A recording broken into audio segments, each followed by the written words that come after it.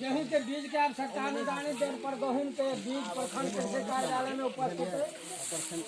Sir अभियो बीज लो रहा है तो अरे कई लोग आके बीज ललके या किसान अभी अनुदानित दर पर 8 से 30 रुपया में 40 किलो बीज है। BRBN के बहुत बढ़िया बीज है। जे किसान बंधु लेवा चाहे छी रजिस्ट्रेशन नंबर दियो, किसान बीज उपलब्ध भ जाए।